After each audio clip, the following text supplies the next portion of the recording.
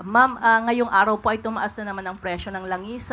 Paano pinaghahandaan ng pamahalaan ang posibleng pagsirit sa presyo ng mga bilihin, epekto nitong oil price hike na pinangangambahang magtagal pa po dahil nga dun sa tensyon sa Middle East? Opo, nakausap po natin si Ma'am Sharon Garin at sinabi nila minomonitor nila closely ang Middle East situation at maaari pong magdulot ng issue kapag ka po talaga na isa itong Straits of Hormuz. Pero sa kasalukuyan po, ang kumpanya po, ang oil companies po ay required na magkaroon ng 30-day inventory of fuel.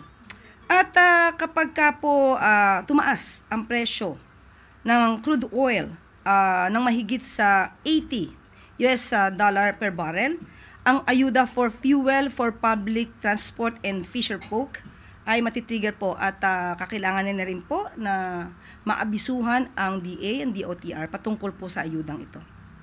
May direktiba na po ba si Presidente tungkol dito? I-monitor po mabuti kung anong sitwasyon para po makapagbigay ng agaran ding solusyon at kahit papano po ay ayuda kung talaga pong sobrang tataas ang presyo ng krudo.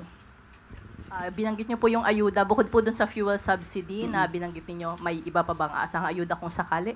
Kung sobra daw po talaga ang pagtaas at hindi maiwasan, makikipag-usap po ang DOE sa mga oil companies para po ma-maintain yung inventory levels po. At hanggat maaari ay ma-spread out ang oil price adjustments. Yan po ay siyempre voluntary po at nasa magandang pakikipag-usap po yan.